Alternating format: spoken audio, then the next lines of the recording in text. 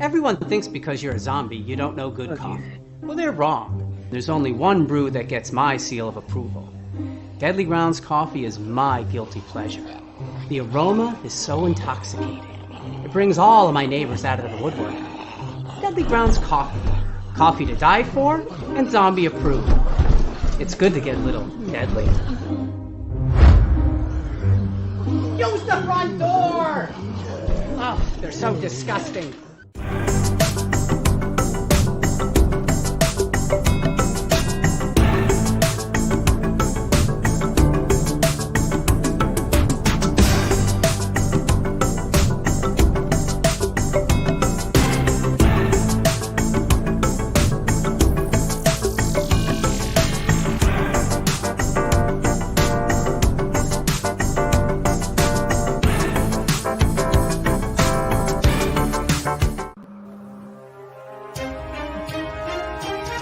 The Dorkening and all affiliated shows are not intended for anyone under the age of 18.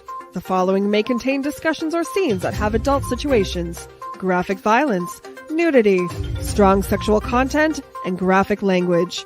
This show is intended for mature audiences only. Viewer discretion is advised.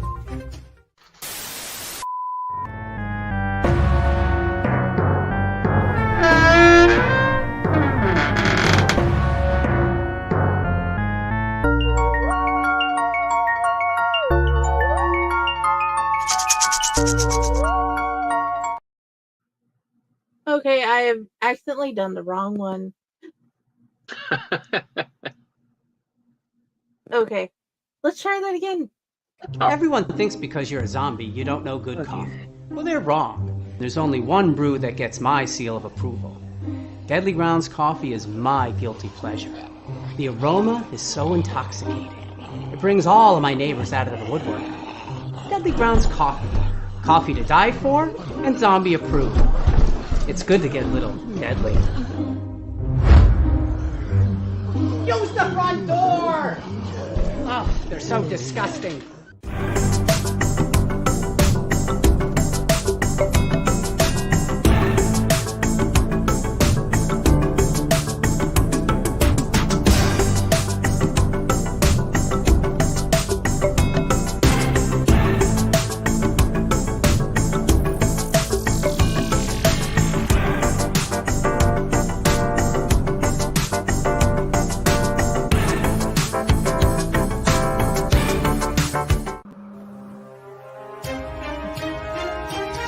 The Dorkening and all affiliated shows are not intended for anyone under the age of 18. The following may contain discussions or scenes that have adult situations, graphic violence, nudity, strong sexual content, and graphic language. This show is intended for mature audiences only. Viewer discretion is advised.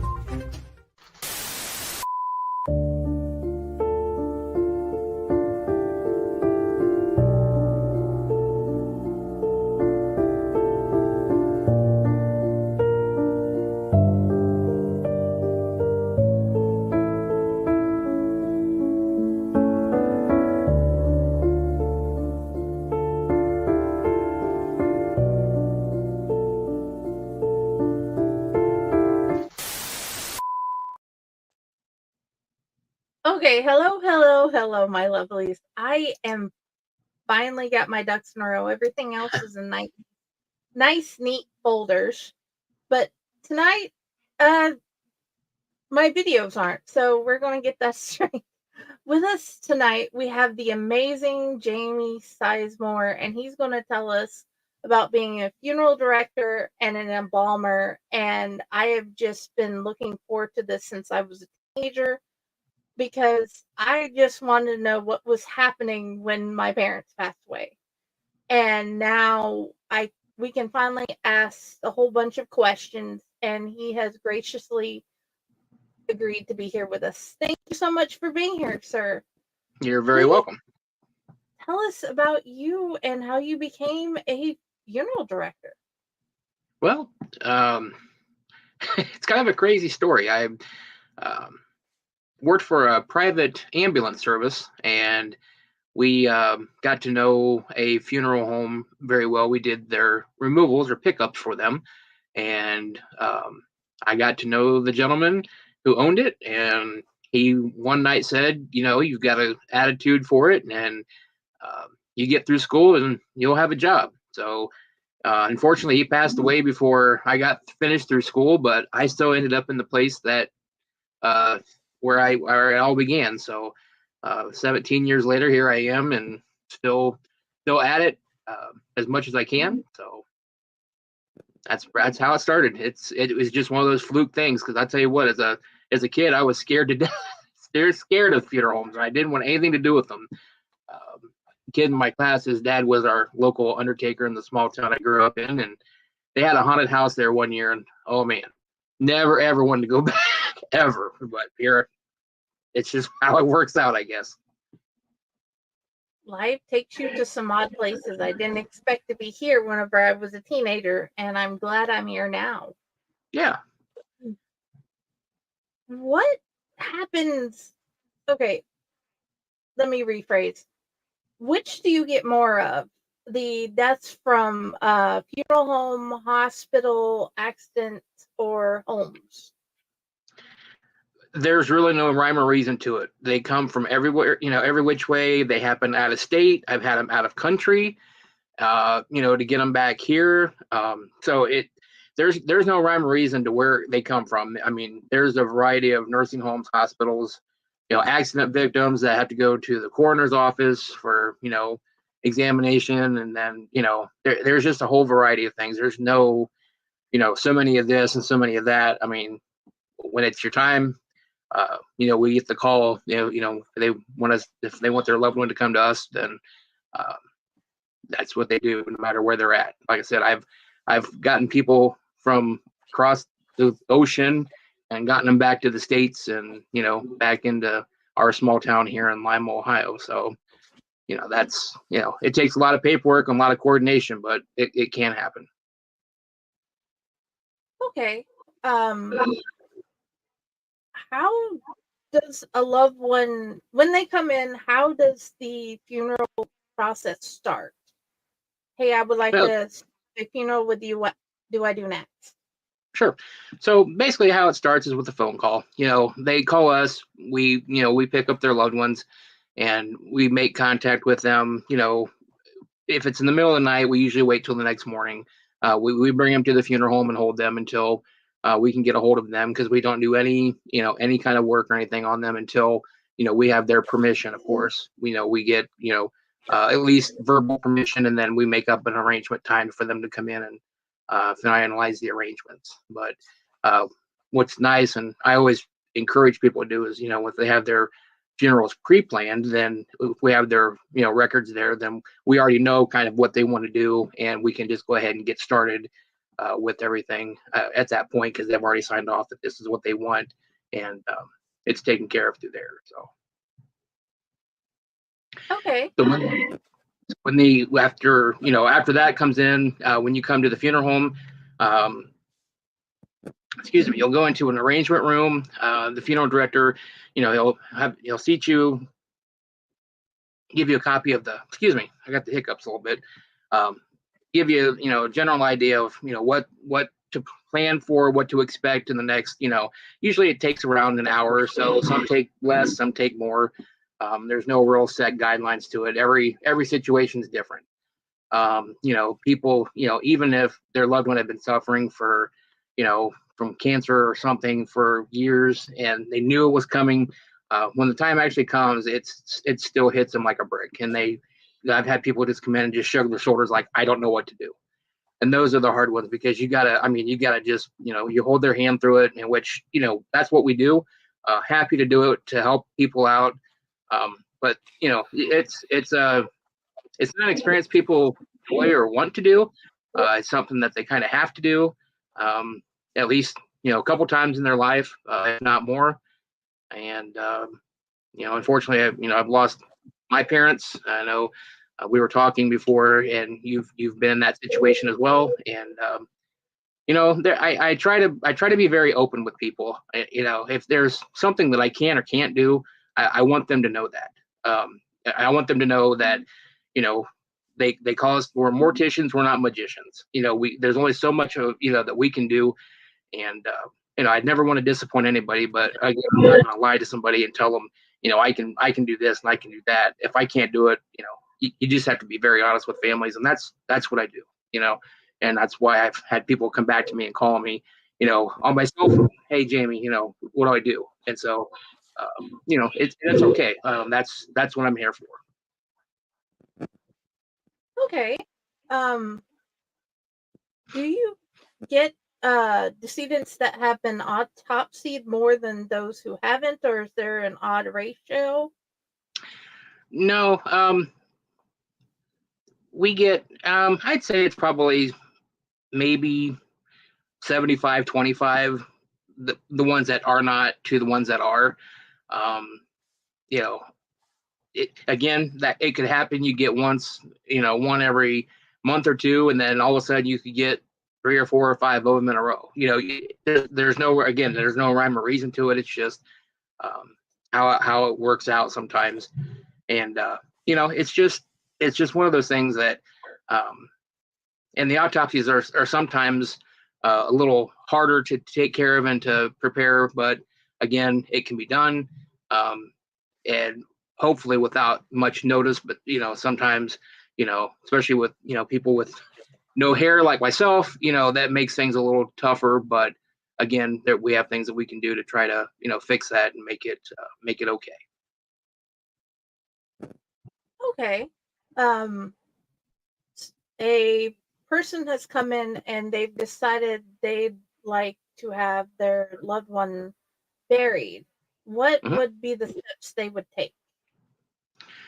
Well, when you come in and we kind of have an idea, because people, when you make that first call, they kind of say, well, here's what we're thinking. They just want you to know what their plans are, because they've obviously talked to their family and gotten things kind of started, especially if it's mom or dad. Brothers and sisters have to kind of talk about things, and kind of you already kind of have an idea. Or do they want to be buried? Do they want to be cremated? What do we want to show them before? Or, what do we, they already kind of have that idea. So usually on that first call, they kind of give you an idea. Mom's got a burial plot here. Dad, he has this, or, they have some kind of idea of what to do. So you already kind of have your wheels spinning, whether you need to have the cremation authorization started, or, you start calling, the cemetery, making sure that their plot is there. There's so many phone calls that have to be done to make sure that it kind of goes off without a hitch. I mean, you got caskets, you got your burial vaults, you've got churches, your pastors. You got to make sure you email the newspaper for the obituary. I mean, there's so many things. There's a checklist, and there's 15 or 16 things on that checklist. You got to go through and check every one of them. And I additionally put the date and time that I called and made contact with them, just so that I know that I was taken care of. And if there's something that you forget and you've done it or whatever, I've made 2 phone calls just to make sure that it's been done, because I'll tell you what, that would be one thing I would not want to do, is show up at a cemetery and nobody be there or not be ready. That would be horrendous. And unfortunately, that has never happened. So knock on wood, that will never happen. But again, we are humans; things can happen, but we try not to let anything of that magnitude ever get there. So we try to be pretty thorough on things. Do you allow viewings before cremation? Actually, you have to. In the state, you have to have somebody come in and identify the body, which we have them usually on a dressing table. It's basically a table with wheels on it. We have it in a viewing room, and the family, whoever, I mean, they can have one person, they can have 5 people, 10 people, whatever. But we at least have to have one family member that signs off on the authorization to go ahead with cremation. They have to view the body and say, yes, that's them.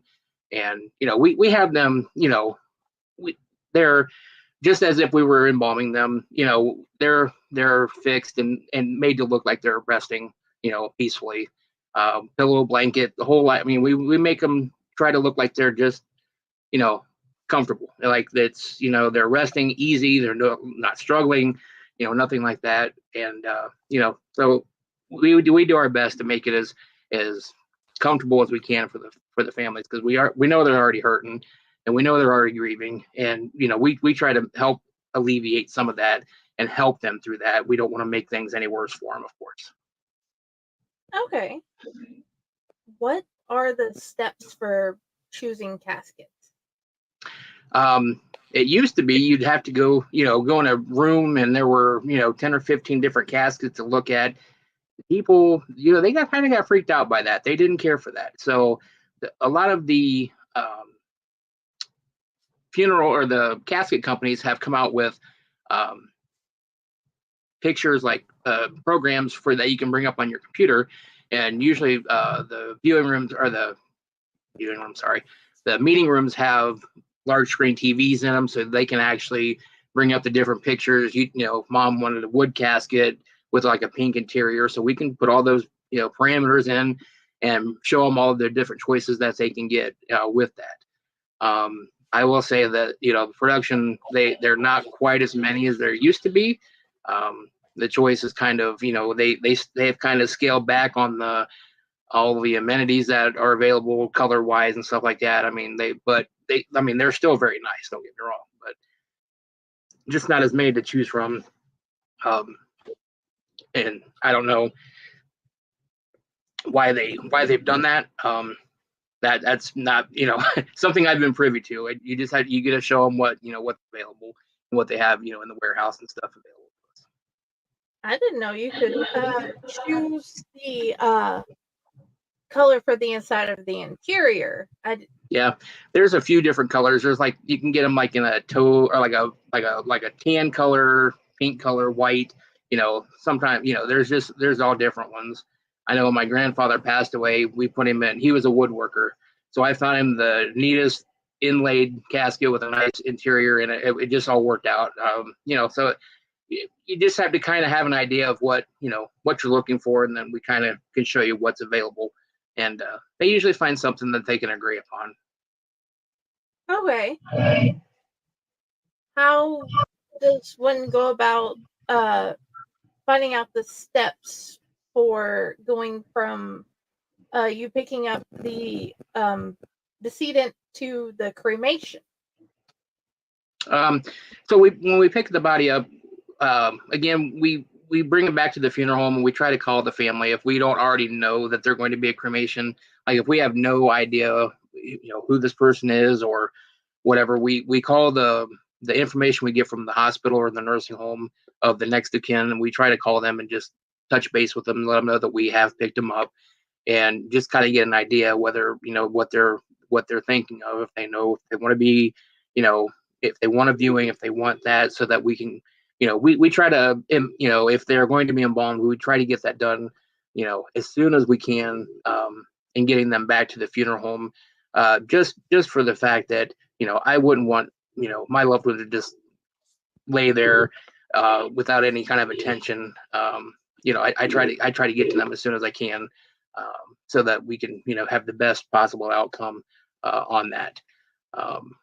So that's where we are. And then if they know that they're going to be a cremation, we will put the body in some type of a cooler or refrigeration unit to hold them until, because sometimes the meeting isn't until the next day or two, depending if they're waiting for family to come in from out of town or whatever that might be. So we want to make sure that we hold them so that the family can, again, they have to identify them before that.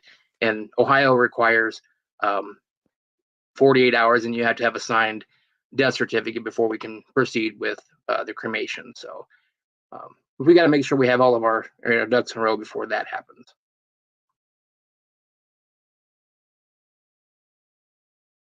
What? Hold on. This thing is giving issues. Okay, do you have people who ask to have their loved ones not embalmed and be buried? Yes. Embalming is not required. However, funeral homes do have the right to inform the families that they do require it just for sanitation and preservation purposes, to have a full public viewing. Embalming, I believe, is the best way to do that. Trying to show and get an unembalmed body ready for a public viewing can be a really bad experience for everybody. So, we try to, we're very honest and tell them that, here's why we want to do this. And we give them, the reasonings. Now, if they still don't want it, then we would say, well, we would just like to have just, not a public visitation just for private family, and then, go directly to the cemetery. And that would, again, that would be the best for everybody. Just for, we don't want any bad thoughts and last memories of folks. So, we do what we can to make things as well as we can for the families. Okay. This might seem like a graphic question, but in our case, my dad had arrived at the funeral home rather bloated. Mm-hmm. You get those type of cases often. Well, there are times when we get what you would call an unattended death, if the person lived by themselves, and unfortunately they passed away maybe a day, a week. We've had them 2 weeks. We've had them 3 weeks. I mean, they hadn't heard from them, and they went to do a welfare check, and all of a sudden, they find them, deceased, and it's there. There's only so much we can do in a certain time frame. There's things we can do for that, but once it gets to a certain point, there's not much we can do. And again, that's where you kind of have to trust your funeral director. Because we want to try to help the families through this. We don't want to make it any tougher on them than it already is. And they're already going to feel bad about not knowing that they've passed away for however long it was. And then if there's nothing we can do, then we just have to be very honest with the family and say, this is more than what we can save, who we can handle without there being any anything wrong with that. So we want to make sure that people understand that. Okay, thank you. Mm-hmm. What are the steps when you embalm the decedent? Well, of course, they're on a table, and on an embalming table, excuse me. We make an incision and pull up an artery and a vein, and we put what they call a cannula goes into the artery, and then the embalming fluid goes in and replaces the blood in the body. And it also goes into all the capillaries and kind of preserves the body to make it, and I've had bodies that have lasted, a couple of weeks. Actually, we had one gentleman, his family was trying to get across from Japan. We held him for almost 5 weeks and no refrigeration or anything. He was, he embalmed very, very well. So, it's a case by case basis. There's no rhyme or reason to it. It's not a perfect science. Everybody is different. Everybody's got a different pH level. There's all kinds of factors that go into that.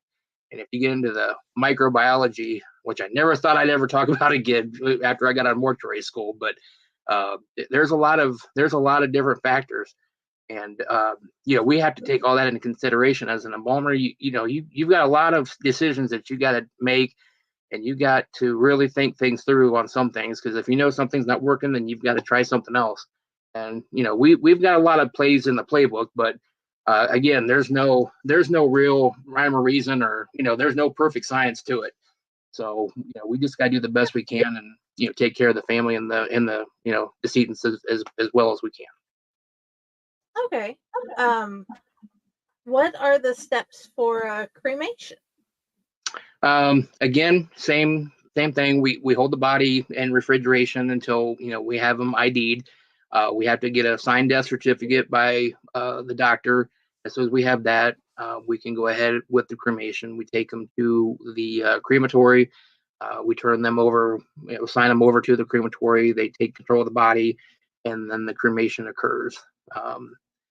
If you're not familiar with how cremation occurs, we put them in a cremation container, which is usually like a heavy cardboard box.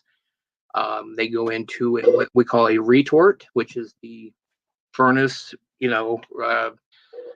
what people would call the furnace. It's been called so many different things in my days. I tell you what people call it when they come in, they don't know what it is. So if I say something that you don't understand, please ask, and I will clarify. But it takes about 3.5 to 4 hours for a cremation to complete. Very high heat, of course, and then cremains are very thoroughly swept out, and when we say that that's your loved one, if it is, we try to do, we strive at 0, but of course that's never going to be a guarantee. Commingling with anybody else, we do one body at a time. We don't do multiples. Some people say, oh, I've heard they do 5 at a time. No, we do 1 at a time. We never, if people do like pet cremations, they have to have a separate retort for that. They cannot do pets and animals in the same, or bodies, human bodies and pets in the same retort. It has to be 2 different machines. So, and they are things, I've worked in the crematories, and they are, at least when I did it, and I know, everybody that I worked with, they took great care in making sure that, it's very thoroughly cleaned out before, you do the next one. So, and basically that's, they, have to pulverize the remaining pieces, and they put them all in a bag and in a cremation container, and then they're returned to the funeral home after that's done. And the family will decide if they want to put them in an urn and bury them, or what they would like to do. A lot of people have been scattering their loved ones, and that's been a topic of conversation. There's nothing really hazardous in spreading cremains. It's not something that you really want to publicize. If it's a public place, you kind of do it, whatever. And I'm not saying that's that's the right thing to do, but when they do spread the cremains, there's nothing hazardous to them. So I want people to know that. Thank you. Mm-hmm. Do they allow aquamation cremation in Ohio?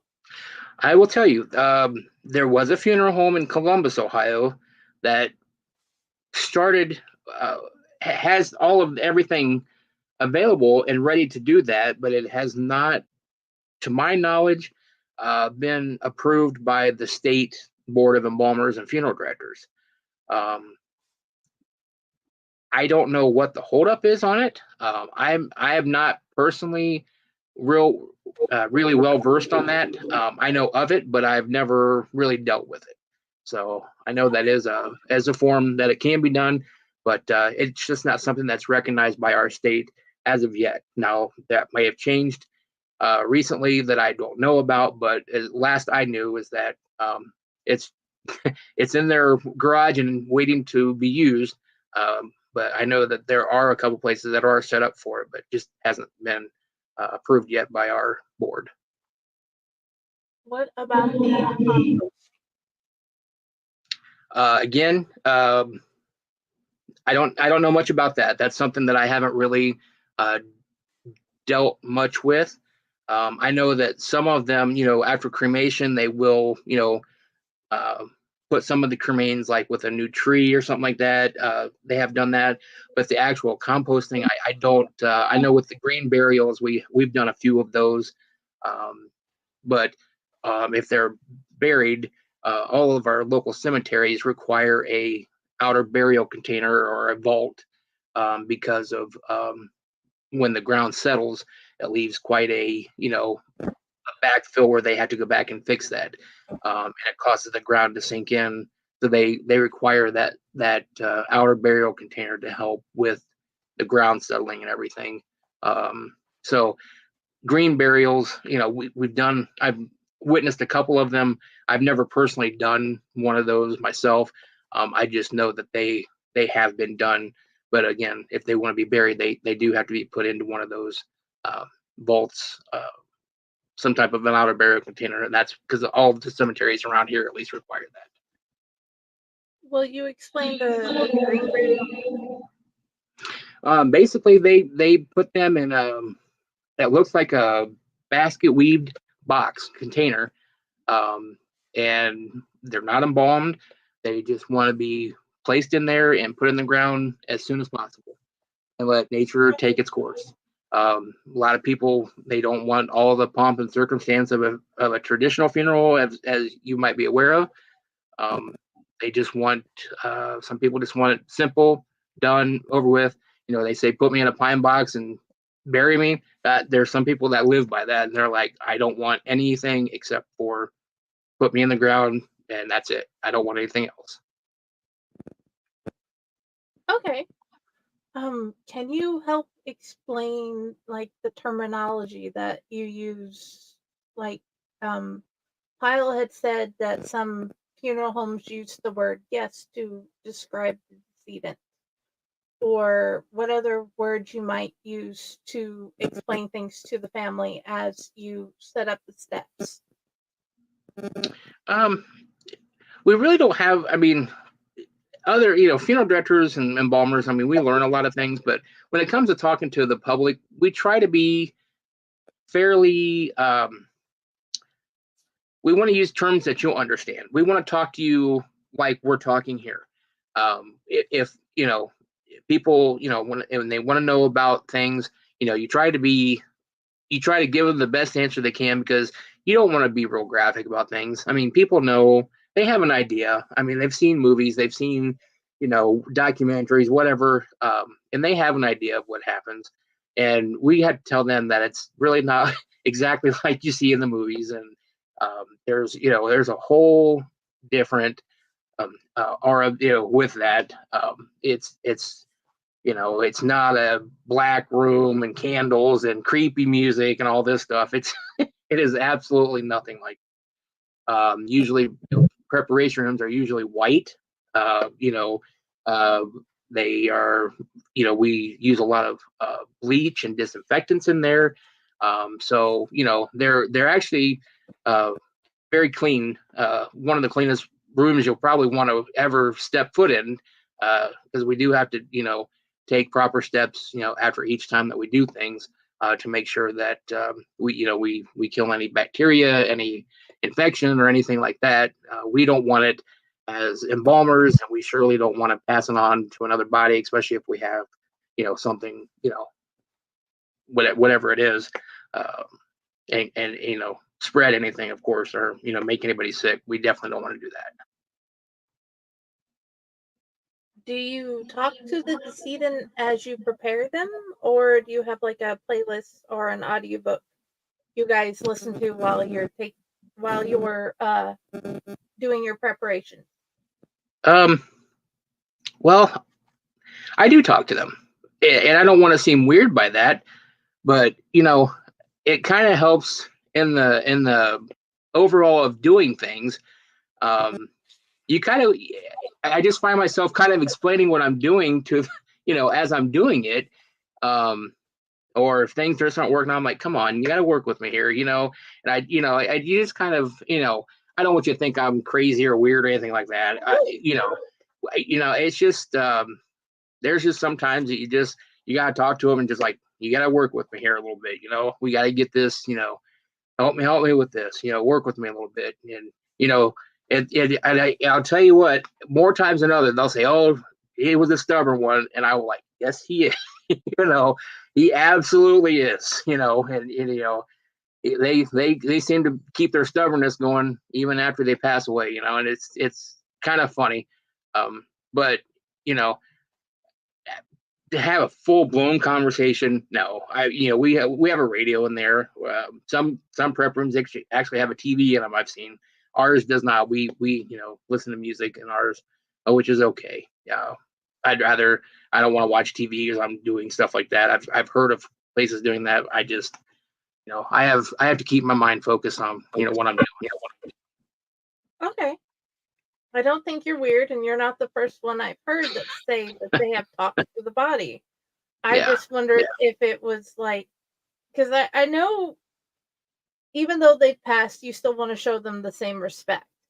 Sure. Why should And that change just because they're not talking like we are? correct. And something else, I'm very, and I hope that I speak for most funeral directors and embalmers. I show the body dignity. I cover them. I don't let them just lay there on the table, completely, without clothes or nothing like that.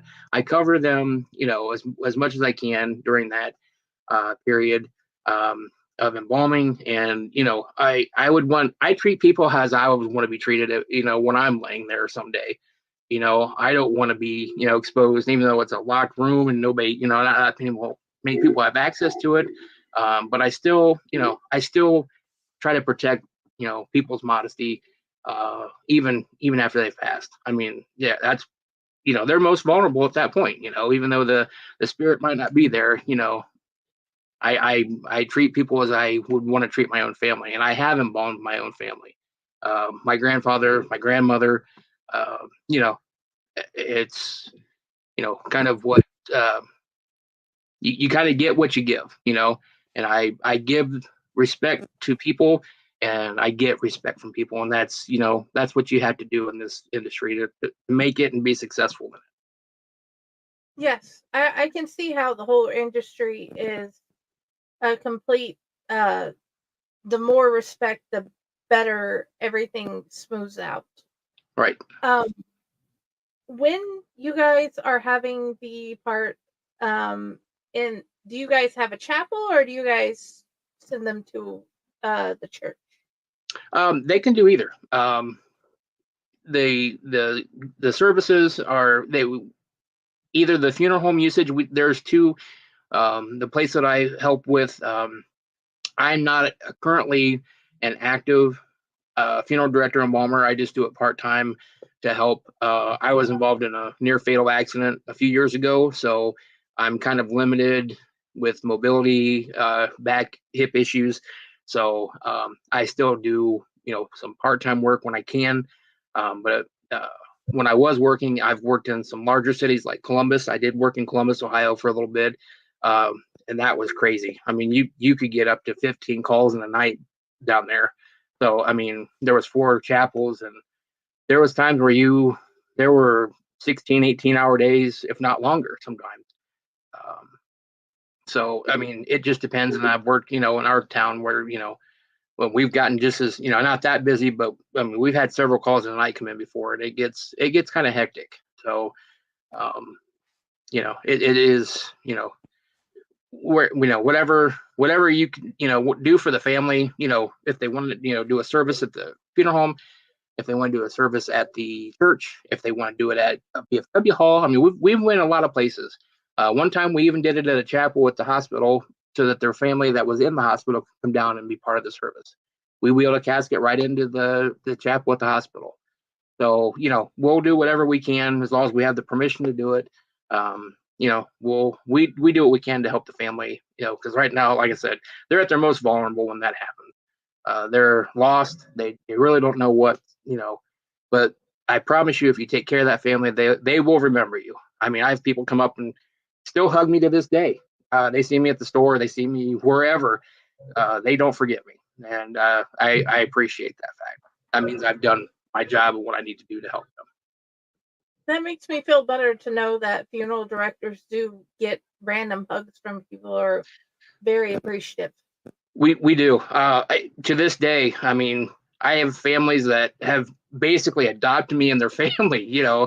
I've been to get-togethers at their homes. I've been invited to a lot of things. I mean, their grandkids' graduations. I took care of their grandfather, but they're you really do kind of become part of their family for that time, because they depend on you for a lot. They need to make sure, because they don't know.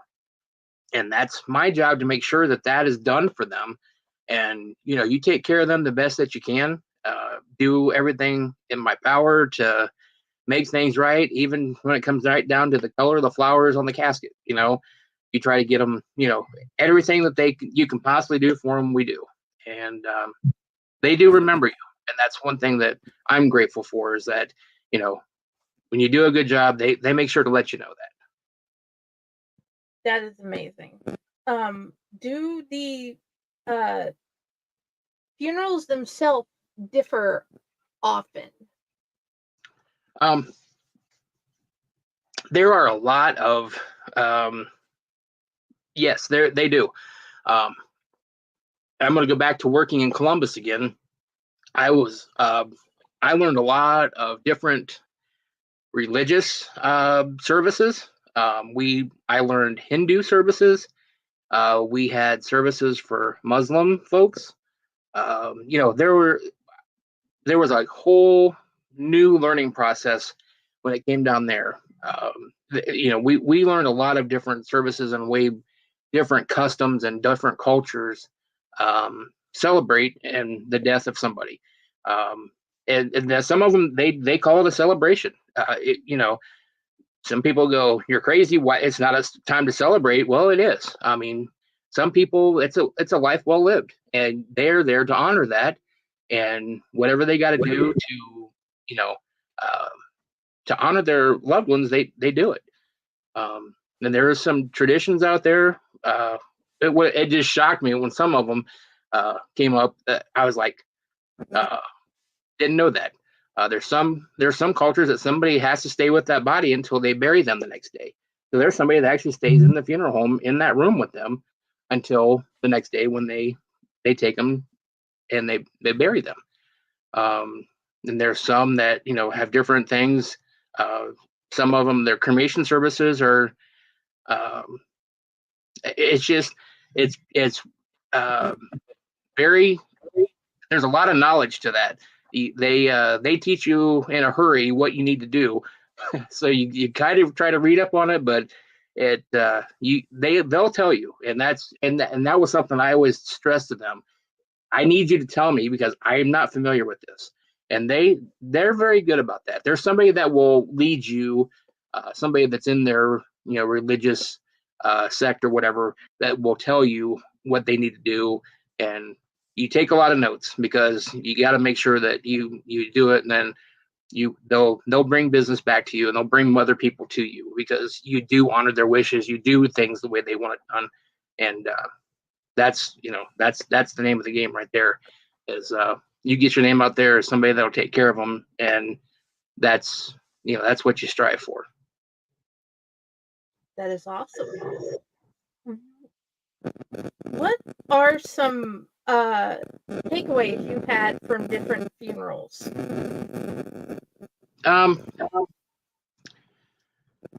Boy, in my, like I said, I've been in the business upwards of 20 years. I worked at a funeral home a little bit before I went to mortuary school, so I kind of, knew what I was getting into, and I've been in a lot of experiences, in, planning full services for a local sheriff that passed away, with the honor guards and everything. That was a lot of work, but it was very fulfilling to know that it went off basically without a hitch, and that makes you feel good about getting things done, in a timely manner, the way it needs to be done. I don't know. There's just been a lot of things that have happened in my career that have left an imprint on my brain. One of them was a 5-year-old child. Hardest thing I've ever done. He's in a white casket, and his favorite character was Buzz Lightyear. And my wife and I went shopping at Toys R Us and got him a Buzz Lightyear sheet set, and actually put the pillowcase on, and actually had a buddy of mine that made letters, put to infinity and beyond, and we had that on the side of the casket, and there's just some things that you just, you do what you can to help the people through it, and that meant more to that family than you could ever imagine. They they were just beside themselves, and they cried, just not because they were sad, but they couldn't believe, you know, how things were lined up, and it was amazing. I've been through a lot of amazing things. I've been through some really sad and really trying things, but again, there's only so much we can do, and we try to make it as good as we can for the families. But sometimes we struggle with it. I'm not even gonna lie to you. There's times I cry right along with them. I do. It hurts my heart to see people hurt, but when they tell me thank you, and they hug me or say that that means that I knew I did what I needed to do, and I try to take care of that the best that I can. But there's been a lot of sleepless nights. There's been a lot of worrying, a lot of anguish. Did I do everything that I could? Did I do this? Did I do that? But knock on wood, really never had any complaints, which I'm very fortunate to be able to say that. Not too many upset, people that were just outright upset with me. Mad at the situation, just not mad at me and what I did for them. But it death brings out the weird in people sometimes. Crazy things, things have happened. Fights have broke out. It's there's a lot. I could write a book, honest to God. There are so many things that have happened that people would just shake their head. It's unbelievable. But 95% have been okay. If you ever do, I want to buy it and I want to read it. So that's one of my favorite things. In about 2012, I'm like, okay, they have biographies. Oh, and I just started buying different biographies of different professions, like the healthcare workers or the funeral directors, or anything I didn't understand. I'd buy a biography and then I'd have a greater insight. And your insight is different from the ones I've read or the ones I've shared. Like I mentioned earlier, Ask a Mortician YouTube channel, there is so much information there. But Sure. her information will differ from yours because she's even in a different state than she was when she started the YouTube channel. Right. So the general public, what is something you want them to know before they come in to talk to you? Like steps they need to have taken, or something to ease their fears, or something like that. I guess when it comes to me, I want people to know that I'm there to help them. I'm not there to burden them with any undue, unjust, I try to save them money wherever I can. I mean, it's not, necessarily the best thing for the funeral home all the time, but, there's going to be some families that you just have to do what you have to do for them. And we do, I did, for the longest time, I did, everything I could do. And, I was very honest with people. They want to know about something, why do we want this vault? Why do we want this? And you explain things to them. I let them make the decisions that they want. I don't push anything on them. I want them to be happy with what they've picked out. And I can lay my head down at night and sleep knowing that, I'm not there, I don't want to make $1 zillion on things. That's not how it's done. I don't want people to think that, funeral directors, undertakers, whatever, we're not there to increase their anxieties and fears and make things, completely difficult. That's not what we're there for. We're there to help them at one of the most crucial points in their life. And I want people to know that. I'm not going to say that there isn't a few bad eggs in the sea. I mean, there is with every profession. You know, there's been bad people in the funeral business. I can't say that there's not, but I will say there are more good than there are bad, and I hope that I can say that for every profession. Um, you know, um, but at least the people that I know I've worked with, um, they they're on the good side. So I wouldn't hesitate to send them to anybody that that I've worked with and known. I've really never worked with a bad director to this point. So very, very fortunate. I have one more question. I know we're Sure. getting close to the hour, I promise. But there's If we one go thing over, that I'm okay with that. So okay, because I had been wondering this. I went to go visit my family, as I've mentioned recently, Mhm. at the funeral, at not the funeral, but at the cemetery. Okay. And I had noticed some graves have the concrete all the way over the top of the ground, and some have it to where it's just around the casket. Is there is one way better than the other, or is it a preference? What Now does that mean? when you come to the burial part, I'm not as well versed on that as I am with the funeral home side. Um, Okay. in Ohio, I don't know of any above ground crypts like what you would see in like Louisiana or some of the places that have like a higher flood possibilities. They use like the above ground crypts where you see I saw it in your opening, some of those where they were all kind of laid out and you saw all the things above ground. They don't do those in Ohio that I know of. Um, the only thing above ground is a mausoleum. If you have one of those, but most of them are in earth burials. So I don't know of any above ground crypts. There may be. I just have not seen any. But mostly they are either placed in the mausoleum, if they want above ground, or they're buried within the 6 feet under. Okay. Cool. I wonder who. Okay, can you tell me the name of the profession I would call to talk to find out about that? Um, just call and talk to, call a cemetery and ask to speak Okay. to the, sexton or whoever takes care of them. There's, people that can answer that. But if you call anybody in Ohio, they're all going to be about the same, and they'll kind of, excuse me, answer the way that I did. They just there's not much to offer in that.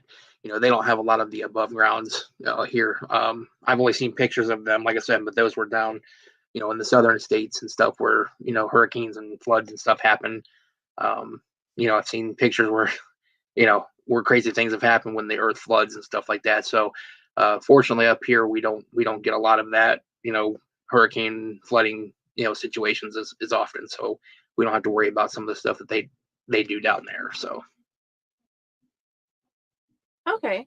Um, where where would you like people to find you? Or do you want people to find you on the internet to talk to you? um, they can always send me a message. I'm on Facebook. Um, you know, um, if they get a hold of you, you have my contact info. You can always send me a message, and I'll try to respond to them or however. Um, I'm really don't have I have nothing to hide. People have questions. I try to answer them like we've talked here. Um, I just I try to be on the same level as them. I don't try to act like I'm any higher or anything like that. I'm just a person that does a job. And I'm there to do what I need to do. So if somebody has a question, you know, send them my way. I'll answer them the best that I can. But if they're in another state, again, I don't know that I can answer them like I can. But they're in Ohio, I know the Ohio laws, but um, different states have different variables, so I can only answer what I. Okay. And to reiterate what Violet said, thank you for being here, a part of our show. And thank you for taking care of all the ones who have lost. Sure, Love. absolutely. It's like I said, it's not always the easiest job to do, but um, it's very fulfilling, knowing that, you know, when they come back, like I said, when they give you a hug or they come and shake your hand and they say thank you, you know, this is the best mom's looked in years. You know, she's been suffering for so long and she finally looks like she's at peace. You know, that's when I know I've done my job. Yes. And if you guys would like to find me, I'm here at Owlite. I'm at Fake Horror. I'm at My Pages Friday with the Library in the Blue Box. And just comment on anything and I'll get back to you. I'm the PA on a lot of stuff on here. Yep. But thank you all for coming. And thank you for talking with us, Jamie. And I hope he has helped me help you guys with the fear of talking to the funeral director and getting started on finding out what plans you want to make for your death or your loved one's death. That's one thing I will always stress is please, you know, always get pre-arrangements done, because there is so many times I've had families just come in and just shrug their shoulders. They don't know. They have no idea what their loved one wants.